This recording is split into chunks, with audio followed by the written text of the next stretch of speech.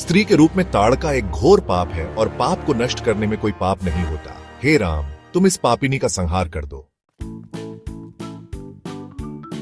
प्रातःकाल स्नान, संध्योपासनादि कार्यों से निवृत्त होकर राम और लक्ष्मण गुरु विश्वामित्र के साथ सरिता तट पर पहुंचे।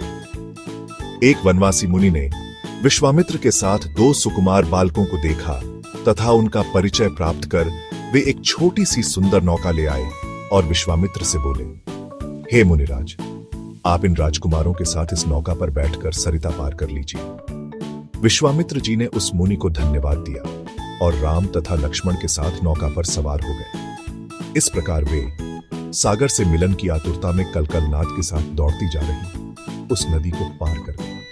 नदी के उस पार एक भयानक वन था। उस वन को देखकर राम बोले, गुरुदेव, यह वन तो बड़ा भयंकर है। प्रातःकाल स्नान, संध्योपासनादि कार्यों से निवृत्त होकर राम और लक्ष्मण गुरु विश्वामित्र के साथ सरिता तट पर पहुंचे। एक वनवासी मुनि ने विश्वामित्र के साथ दो सुकुमार बालकों को देखा तथा उनका परिचय प्राप्त कर वे एक छोटी सी सुंदर नौका ले आए और विश्वामित्र से बोले, हे मुनिराज, आप इन राजकुमारों के साथ इस नौका पर बैठकर सरिता पार कर लीजिए। विश्वामित्र जी ने उस मुनि को धन्यवाद दिया और राम तथा लक्ष्मण के साथ नौका पर सवार हो गए। इस प्रकार वे सागर से मिलन की आतुरता में कलकलनाद के साथ दौड़ती जा रही उस नदी को पार कर गए। नदी के उस पार एक भयानक वन था। उस वन को देखकर राम बोले, गुरुदेव, यह वन तो बड़ा भयंकर है। सभी ओर से सिंह, व्याघ्र आदि हिंसक पशुओं के दहाड़ने और हाथियों के चिंघाड़ने की ध्वनि आ रही है।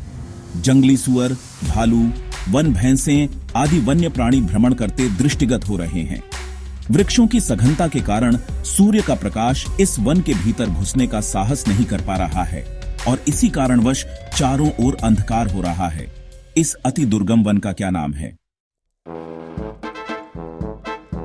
हे राघव, पूर्व काल में इस स्थान में वन न होकर मलदा और करुप नाम के दो बड़े समृद्ध राज्य हुआ करते थे। दोनों ही राज्य ऊंची ऊंची अट्टालिकाओं, वीथिकाओं तथा सुंदर पथों से सुशोभित थे तथा धन धान्य और समृद्धि से परिपूर्ण थे। दूर दूर के व्यापारी यहां पर व्यापार करने आया करते थे। किंतु ताड़का नामक एक यक्ष कन्या ने उन दोनों राज्यों का विनाश कर दिया। ऋषि विश्वामित्र ने आगे बताया, ताड़का कोई साधारण स्त्री न होकर सुंद नाम के राक्षस की पत्नी और मारीच नामक राक्षस की माता है। उसके शरीर में 1000 हाथियों के बराबर बल है और वह अत्यंत पराक्रमी और शक्तिशाली है। इस प्रदेश को नष्ट करने के पश्चात ताड़का ने अपने पुत्र मारीच के साथ मिलकर यहाँ के समस्त निवासियों को मारकर खा डाला। अब उनके भय से यहाँ 2-2 कोस दूर तक किसी मनुष्य की परछाई भी दिखाई नहीं देती। भूलवश यदि कोई यहाँ आ भी जाए तो जीवित नहीं लौट पाता। उसी ताड़का का संहार करने के लिए ही मैं तुम्हें यहाँ लाया हूं। गुरुदेव, स्त्रियां तो कोमल और दुर्बल होती हैं, फिर ताड़का में 1000 हाथियों का बल कैसे आ गया? ऐसा प्रतीत होता है कि अवश्य कुछ न कुछ रहस्य है। वत्स, तुम्हारा कथन सत्य है और वास्तव में इसके पीछे एक रहस्य है। सुकेतु नाम का एक अत्यंत बलवान यक्ष था। वह संतानहीन था, अतः संतान प्राप्ति के उद्देश्य से उसने ब्रह्मा जी की कठोर तपस्या की। उसकी तपस्या से प्रसन्न होकर ब्रह्मा जी ने उसे संतान होने का वरदान दे दिया। परिणाम स्वरूप ताड़का का जन्म हुआ। सुकेतु के द्वारा ताड़का के अत्यंत बली होने का वर मांगने पर ब्रह्मा जी ने उसके शरीर में 1000 हाथियों का बल दे दिया। विवाह योग्य आयु होने पर सुकेतु ने ताड़का का विवाह सुंद नामक राक्षस से कर दिया और उससे मारीच का जन्म हुआ। मारीच भी अपनी माता के समान बलवान और पराक्रमी था। वह सुंद राक्षस का पुत्र होकर भी स्वयं राक्षस नहीं था, किंतु बाल्यकाल में वह बहुत उपद्रवी था। ऋषि मुनियों को अकारण कष्ट दिया करता था। उसके उपद्रवों से त्रस्त होकर एक दिन अगस्त्य मुनि ने उसे राक्षस हो जाने का शाप दे दिया। अपने पुत्र के राक्षस गति प्राप्त हो जाने से सुंद अत्यंत क्रोधित हो गया और अगस्त्य ऋषि को मारने दौड़ा। इस पर अगस्त्य ऋषि ने शाप देकर सुंद को तत्काल भस्म कर दिया।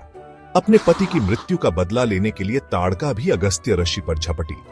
इस पर अगस्त्य ऋषि ने शाप देकर ताड़का के सौंदर्य को नष्ट कर दिया और वह अत्यंत कुरूप हो गई। अपनी कुरूपता को देखकर और अपने पति की मृत्यु का बदला लेने के लिए ताड़का ने अगस्त्य मुनि के आश्रम को नष्ट करने का संकल्प किया है। अतः हे राम, मैं तुम्हें आज्ञा देता हूं कि तुम ताड़का का वध करो। तुम्हारे अतिरिक्त इसका वध कोई भी नहीं कर सकता। अपने मन से यह विचार निकाल दो कि यह स्त्री है और स्त्री का वध मैं कैसे करूं। स्त्री के रूप में यह एक घोर पाप है और पाप को नष्ट करने में कोई पाप नहीं होता। समस्त संशय को त्याग कर मेरी आज्ञा से तुम इस पापिनी का संहार कर दो। गुरुदेव, आपकी आज्ञा मुझे शिरोधार्य है। समस्त मानवों के कल्याण के लिए मैं अवश्य ही ताड़का का वध करूंगा। इतना कहकर राम ने अपने धनुष पर बाण रखकर उसकी प्रत्यंचा को कान तक खींचकर भयंकर टंकार किया। टंकार से उत्पन्न ध्वनि से समस्त वन प्रांत गुंजायमान हो उठा। वन्य प्राणी भयभीत होकर इधर उधर भागने लगे। इस प्रकार की अप्रत्याशित खलबली मची देखकर ताड़का क्रोध से भर उठी। धनुष ताने राम को देखते ही इस विचार से कि कोई अपरिचित कुमार उसके साम्राज्य पर आधिपत्य करना चाहता है, वह क्रोध से पागल हो गई।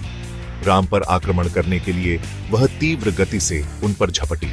ताड़का को अपनी ओर आते देखकर राम ने लक्ष्मण से कहा, हे सौमित्र, ताड़ के वृक्ष जैसी विशाल और विकराल मुख वाली इस राक्षसी का शरीर कितना कुरूप है।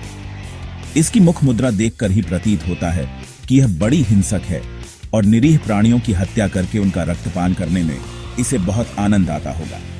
तुम एक तरफ सावधान होकर खड़े हो जाओ और देखो कि कैसे इसे मैं अभी यमलोक भेजता हूं।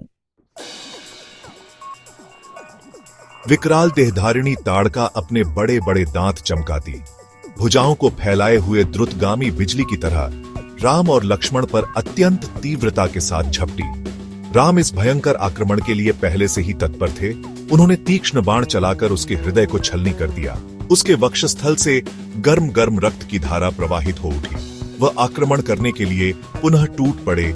इससे पूर्व ही राम ने एक और बाण चला दिया जो सीधे उसके वक्ष में जाकर लगा। वह पीड़ा से चीखती हुई चक्कर खाकर भूमि पर गिर पड़ी और अगले ही क्षण उसके प्राण पखेरु उड़ गए। राम के इस रणकौशल और ताड़का की मृत्यु से ऋषि विश्वामित्र अत्यंत प्रसन्न हुए। उनके मुख से रामचंद्र के लिए आशीर्वचन निकलने लगे। गुरु की आज्ञा से वहीं पर सभी ने रात्रि व्यतीत किया। प्रातःकाल उन्होंने देखा कि ताड़का के आतंक से मुक्ति पा जाने के कारण उस वन की भयंकरता और विकरालता समाप्त हो चुकी है। कुछ समय तक उस वन की शोभा निहारने के उपरांत स्नान पूजन से निवृत्त होकर वे महर्षि विश्वामित्र के आश्रम की ओर चल पड़े।